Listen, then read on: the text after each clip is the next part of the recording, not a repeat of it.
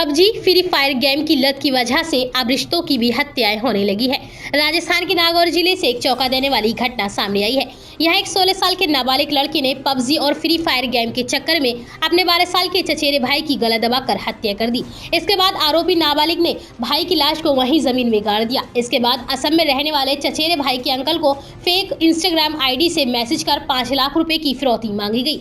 इतना ही नहीं, आरोपी चचेरे भाई की तलाश में 4 दिन तक परिजनों के साथ ही घूमता रहा और लगातार उन्हें गुमराह करता रहा। दरअसल मामला 8 दिसंबर का है। यहाँ घुड़ीवाल गांव में रहने वाला 12 साल का प्रवीण शर्मा अपनी मम्मी का फोन लेकर अचानक घर से गायब हो गया था। प्रवीण के चाचा नरेश शर्मा ने अगले दिन पुलिस थाने में गुमशुदगी की रिपोर्ट दर्ज कराई थी। उन्होंने बताया कि प्रवीण को पबजी और फ्री फायर खेलने की आदत थी। पुलिस ने साइबर सेल की मदद से प्रवीण की तलाश शुरू की। इसी बीच असम में रहने वाले प्रवीण के चाचा को एक इंस्टाग्राम आईडी से मैसेज आया और बताया गया कि प्रवीण उनके पास दिल्ली में आ गया है। अगर उसे जिंदा चाहते हो तो 5 लाख रुपए का इंतजाम कर लो। परिजनों ने तुरंत ही इसकी जानकारी पुलिस को दी। पुलिस ने आईपी एड्रेस ट्रेस किया। पुलिस की साइबर सेल ब्रांच ने जांच की तो चौंकाने वाले तथ्य सामने आए।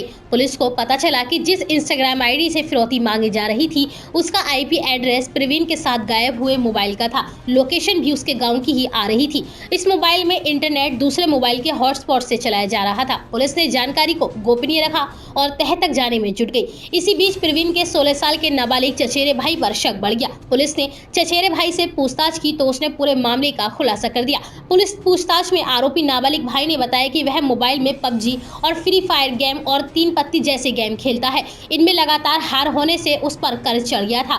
उसे पैसों की सख्त जरूरत थी। प्रवीण भी उसके साथ मोबाइल में गेम खेलता था। इसके चलते उसने गाँव के तालाब किनारे उसकी गला दबाकर हत्या कर दी। उसका मोबाइल अपने पास रख लिया। लाश नाले में गिराकर उसके ऊपर मिट्टी गिरा दी। इसके बाद मोबाइल से सिम निकाल कर फेंक दी। फिर इंस्टाग्राम पर एक फेक आईडी बनाई और दूसरे मोबाइल नेटवर्क से हॉटस्पॉट कनेक्ट किया। इसके बाद असम में रहने वाले अंकल को फेक इंस्टाग्राम आईडी से मैसेज कर फिरौती मांगी।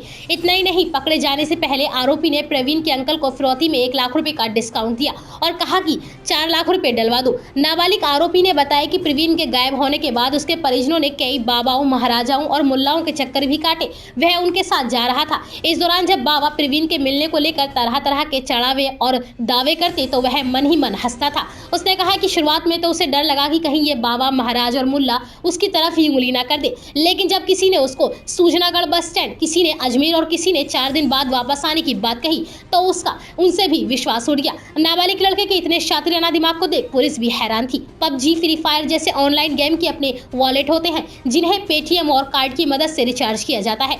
वॉलेट में होने वाले पैसों की मदद से अलग अलग लेवल खोले जाते हैं। इसके साथ आपके कैरेक्टर के लिए कपड़े और बंदूक की स्किन तक खरीदी जाती है जिनकी कीमत हजारों रुपए में होती है। इसी तरह ऑनलाइन 3 पत्ती खेलने के लिए भी ऐप में पैसे डालने होते हैं।